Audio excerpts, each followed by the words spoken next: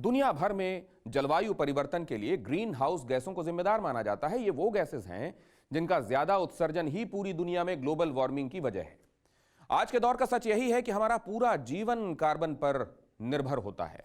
Carbon उत्सर्जन को कभी खत्म नहीं किया जा सकता, इसीलिए साल 2050 तक दुनिया ने नेट जीरो का टारगेट रखा है, यानी 2050 तक कार्बन पर हमारी निर्भरता सबसे कम लेवल पर पहुंच जाएगी। भारत इस टारगेट से 20 साल पीछे है। भारत के अलावा एशिया के बाकी देशों में कैसे क्लाइमेट चेंज गुल खिला रहा है, जानने के लिए देखिए टेली सीरीज का यह एपिसोड मरुस्थान in the grip of ice.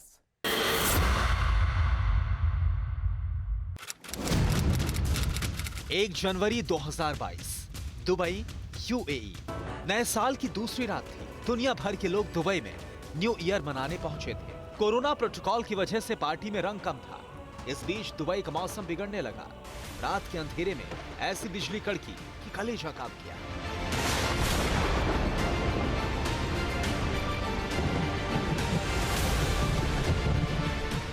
दुनिया की सबसे ऊंची बिल्डिंग बुर्ज खलीफा के ऊपर बिजली गिरी।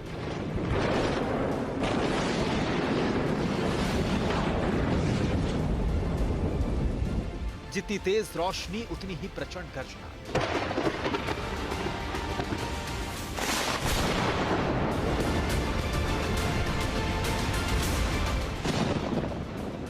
जिसने भी ये मंजर देखा वो सहम गया। सोशल मीडिया पर बुर्ज खलीफा पर हुए वज्रपात का वीडियो टॉप ट्रेंडिंग बन गया।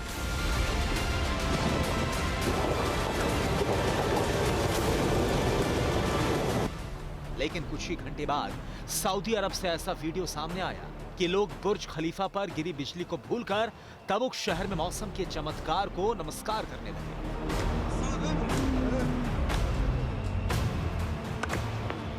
इस जगह को गौर से देखिए, आसपास जमी बर्फ देखिए और जड़ हो चुकी गाड़ियों को देखिए। ये ना नॉर्वे का ट्रॉम्सो है, ना ही स्लोवेनिया का ब्लेड और ना ही भारत का गुलमर्ग। जमीन पर सफेद रंग की ठंडी चादर बिछी है सऊदी अरब के तबुक शहर में। जी हां, ठीक सुना आपने। जिस सऊदी अरब का जिक्र आते ही जहन में तपते रेगिस्तान की तस्वीरें आती हैं। यह उसी सऊदी का अजीब मंजर है। यह बर्फ तबुक शहर वालों के लिए फरिश्ते के पैगाम जितनी अजीज थी। तभी तो तबुक वासी ताली बजाकर कुदरत को शुक्रिया कर रहे हैं। सोशल मीडिया में सऊदी अरब की बर्फबारी का एक ऐसा वीडियो वायरल होने लगा जिसे देखकर लोग अपनी आंखों पर विश्वास नहीं कर पा रहे। ये देखिए, ऊपर रेत की परत और अंदर बर्फ ही।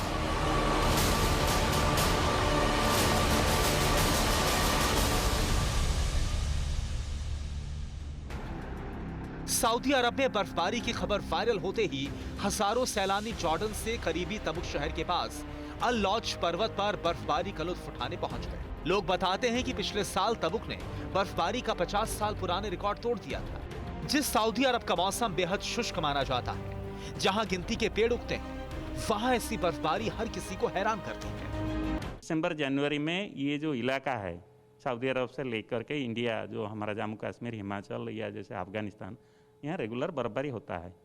वो 2019 और 20 में हुआ था बहुत इंटेंस एक्टिविटी। तो ये नहीं बोलता हूँ कि कुछ इसमें कुछ ऐसे ज़्यादा हो गया या कम हो गया। लंबा डाटा लेने के बाद हम कर सकते हैं, आकलन कर सकते हैं कि ये सही है या कोई इसकी हिस्टोरिकली हाईएस्ट है।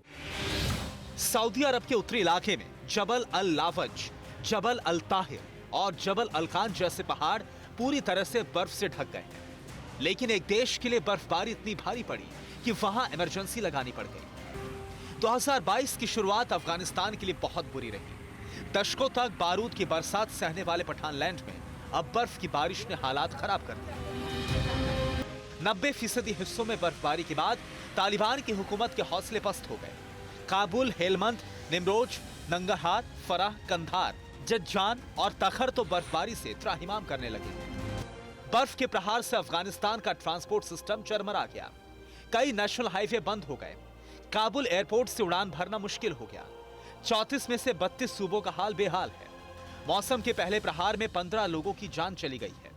तालिबान सरकार को समझ में नहीं आ रहा कि करे तो करें क्या, लिहाजा इमरजेंसी का भी ऐलान कर दिया गया। दुनिया को मान्यता देने की धौंस देने वाला तालिबान अब मदद के लिए बाहरी देशों से गुहार लगा रहा है।